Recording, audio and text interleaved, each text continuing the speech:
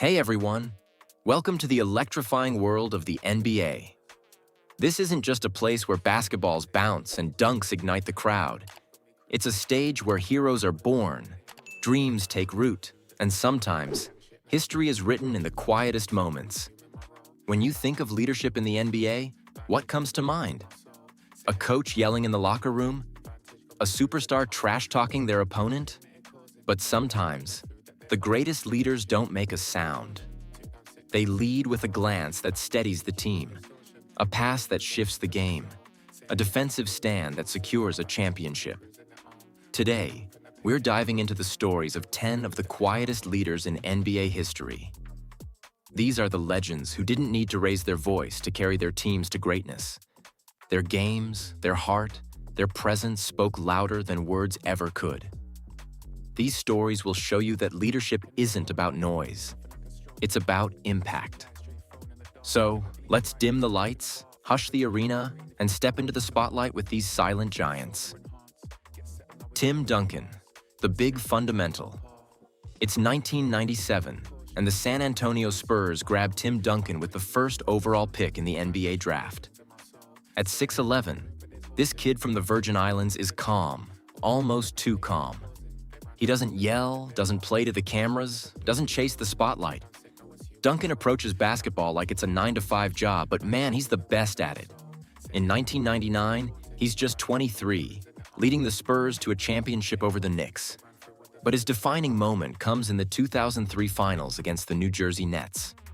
Duncan steps onto the court like a statue carved from stone. He drops 21 points, grabs 20 rebounds, dishes 10 assists, and swats 8 blocks, nearly a quadruple-double. The Spurs win, and the post-game interview is classic Duncan. While the world waits for a victory speech, he just says, "I did my job." That's it. Duncan went on to win 5 championships, building a dynasty in San Antonio. His coach, Greg Popovich, called him the definition of leadership. Duncan didn't need to shout. His presence was a fortress, his game a blueprint. His quiet strength turned the Spurs into a legend. Steve Nash, the quiet maestro. Fast forward to 2004 Phoenix Suns. Steve Nash, a 6'3" point guard from Canada, steps into the desert. He's skinny, long-haired, looks like he might get lost in the shuffle. But when the ball's in his hands, he's a magician. Before Nash, the Suns were a middle-of-the-pack team. By 2005, he transforms them into the NBA's most thrilling squad with their run-and-gun style. His no-look passes tear defenses apart. In the 2006 playoffs against the Clippers, Nash weaves through traffic, flicks an alley-oop to Amare Stoudemire, and the crowd loses it. Reporters swarm him after the game, but Nash just flashes a shy smile. The team won. That's what matters. He snags 2 MVP awards, but never talks about himself. Nash's leadership lives in his passes, the way he makes his teammates shine. He's a maestro conducting a symphony, but off the court, he's as humble as a monk. The Suns' golden era? That's Nash's quiet genius at work. Kawhi Leonard, the silent assassin. 2011, San Antonio Spurs. Kawhi Leonard, a quiet rookie picked 15th in the draft. He barely talks, keeps to himself, just grinds. Coach Popovich sees something special. Kawhi listens, learns, and works. By 2014, he's facing LeBron James and the Miami Heat in the NBA Finals. At 23, he locks down the king, leads the Spurs to a title, and earns Finals MVP. His acceptance speech? A few mumbled words. "I played for the team." In 2019, with the Toronto Raptors, Kawhi writes history again. Game 7 against Philly, that iconic shot bounces 4 times on the rim before dropping. The arena holds its breath, then erupts. Kawhi delivers a championship to Canada, but there's no trash talk, no theatrics. His leadership is in his ice-cold stare, his relentless focus. They call him the silent assassin for a reason. Kawhi doesn't need words. His game silences everyone. Bill Russell. The humble giant. Let's go back to the late 1950s, Boston Celtics. Bill Russell, a 6'10" center, steps into a league dominated by egos. He's not here for the spotlight. Russell's game is about winning, period. He racks up 11 championship rings, the most in NBA history. In the 1962 finals against Wilt Chamberlain's Lakers, Wilt drops 50 points, but Russell pulls down 30 rebounds, shuts down the paint, and clinches the title for Boston. After the game, reporters shove mics in his face. His response? "I played for the team." Russell wasn't just a basketball player. He fought racism, stood for change, but his leadership on the court was quiet. His defense, his rebounds, his ability to lift his teammates, that's what built the Celtics dynasty. Russell's silence wasn't weakness. It was the foundation of a revolution. Jason Kidd, the visionary 1994 Dallas Mavericks. Jason Kidd, a 21-year-old rookie, hits the NBA. He's calm, sees the court like a chessboard. His passes carve up defenses, make the game look easy. In the early 2000s, he takes the Nets to back-to-back finals. But his masterpiece comes in 2011 at 37 with the Mavericks. Facing LeBron's Miami Heat in the finals, Kidd runs the show.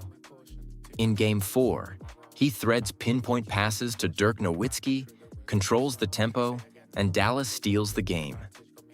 The Mavs win the championship, and Kidd's post-game quote is pure him. "This is the team's victory." Kidd's career is littered with assist records, but his leadership isn't in the stats. It's in his vision, the way he turns teammates into stars. Kidd didn't shout his greatness. He let his game do the talking. Hakeem Olajuwon, the dream. Late 1980s, Houston Rockets. Hakeem Olajuwon, a Nigerian-born center, glides onto the court like a dancer. His dream shake move leaves defenders spinning. In the 1995 finals, Hakeem faces Shaquille O'Neal's Orlando Magic. Shaq's the future, they say, but Hakeem schools him. He drops 35 points, 13 rebounds, 5 assists, and leads the Rockets to a sweep. Houston wins their second straight title. After the game, Hakeem's calm as ever. "We did what we had to do." Hakeem never bragged, never played for the crowd. His leadership was in his elegance, his footwork, his unstoppable will in the paint. He carried the Rockets through their golden era, but his voice stayed soft. Hakeem was a dream on the court, and that dream became Houston's reality. John Stockton, the silent engine 1980s, Utah Jazz. John Stockton, a 6'1" point guard, doesn't look like a star. No flash, no ego, just focus. He and Karl Malone perfect the pick and roll, a weapon that terrorizes the NBA. In the 1997 playoffs against Houston with seconds left, Stockton steps up and nails a clutch three-pointer. That shot sends the Jazz to the finals. The arena's going wild, but Stockton just nods and heads to the locker room. "I just played," he says later. Stockton holds the NBA's all-time assist record, but he never boasted.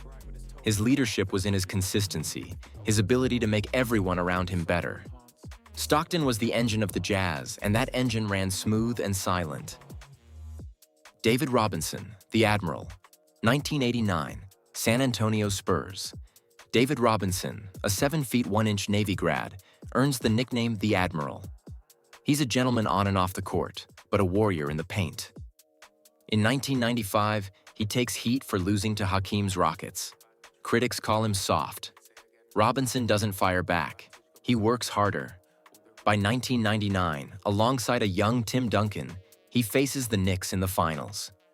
His defense shuts down their offense, and the Spurs win the championship. Post-game, Robinson's all smiles. This is the team's triumph.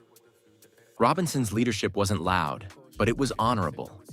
His game, his class, his resilience laid the groundwork for the Spurs dynasty. The Admiral sailed quietly, but his impact was colossal. Manu Ginobili, the Silent Spark 2002. San Antonio Spurs. Manu Ginobili, a wild-haired rookie from Argentina, brings a new energy. His Euro step slices through defenses. His hustle changes games. In the 2005 finals against the Detroit Pistons, Manu comes off the bench and throws down a monster dunk in crunch time. That play swings the momentum, and the Spurs win the title. After the game, Manu shrugs. "I played for the team." He wins 4 championships, always as the spark plug, never the headliner. Manu's leadership was in his fearlessness, his willingness to sacrifice for the win. He didn't need the spotlight. His fire lit up San Antonio's soul.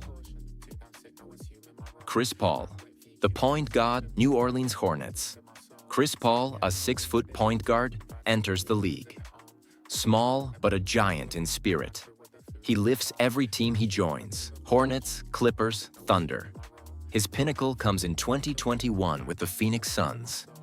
At 36, he takes a franchise that hasn't seen the finals in 17 years and carries them there. Against Milwaukee, Paul's pinpoint passes and clutch shots keep the Suns alive. They don't win, but Paul's impact is undeniable. After the series, he says, "The game speaks for itself."